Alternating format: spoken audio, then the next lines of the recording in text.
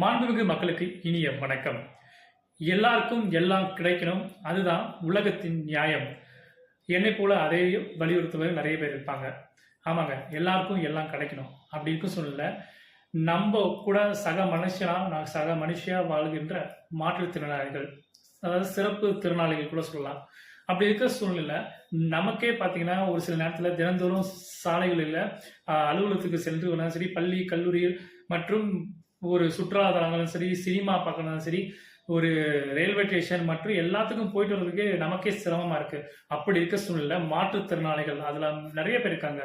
பார்வையற்ற மாற்றுத்திறனாளிகள் இருக்காங்க, உடல் ஊனமுற்ற மாற்றுத்திறனாளிகள் இருக்காங்க, டஃப் அண்ட் டெம் இருக்காங்க. இந்த மாதிரி நிறைய பேர் இருக்காங்க. இந்த மாதிரி நிறைய பேர் இருக்க சூழ்நிலை மாற்றுத்திறனாளிகளுக்கு அவங்களுக்கு தேவையான அடிப்படை வசதிகள் கிடைக்குதுன்னு பார்த்தீங்கன்னா இல்லை. ஏன்னா மத்திய அரசும் சரி, மாநில அரசும் சரி, மாற்றுத்திறனாளிகளுக்குன்னு பார்த்தீங்கன்னா வசதிகள் செஞ்சுட்டு இருக்கு. ஆனா அவங்களுக்கான தேவையான முழுமையான அடிப்படை வசதிகள் செய்யப்படவில்லை அப்படின்னு தான் சொல்லணும். குறிப்பா பார்த்தீங்கன்னா அவங்களுக்கு அத்தியாவசிய தேவைன்னு பார்த்தீங்கன்னா சாலையில நடந்து போறது. அது மாற்றுத்திறனாளிகள் வீல் சேர் பயன்படுத்துகின்ற மாற்றுத்திறனாளியும் சரி, பார்வையற்ற மாற்றுத்திறனாளிகள் இருந்தாலும் சரி, அவங்களுக்கு சாலையில பொதுவாக நடந்து போறதுக்கு ரொம்ப சிரமப்படுறாங்க.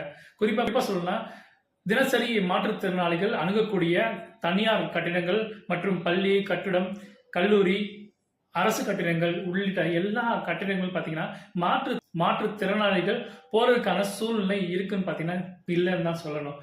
மேபி இருக்கலாம், ஒரு 5% மேபி இருக்கலாம். அப்படி இருக்க சூழ்நிலை மக்கள், அதாவது மாற்றுத்திறனாளி மக்கள் தினந்தோறும் நடந்து போயிட்டு இருக்காங்க. குறிப்பா சொல்லணும்னா காலை நேரத்துலயும் சரி, ஈவினிங் மாலை நேரத்துலயும் சரி, நம்ம முண்டி எடுத்துட்டு, அதாவது கூட்டத்தில் பஸ்ல ஏறி நம்ம போறோம். இப்படி இருக்க சூழ்நிலை மாற்றுத்திறனாளிகளோட நிலைமை யோசிச்சு பாருங்க.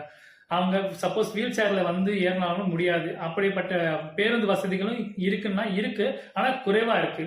அவங்களுக்கான லிஃப்ட் பண்ணி ஏற்றி அவங்கள கொண்டு போறதுக்கான வசதி இருக்கு, ஆனா வந்து குறைவா இருக்கு.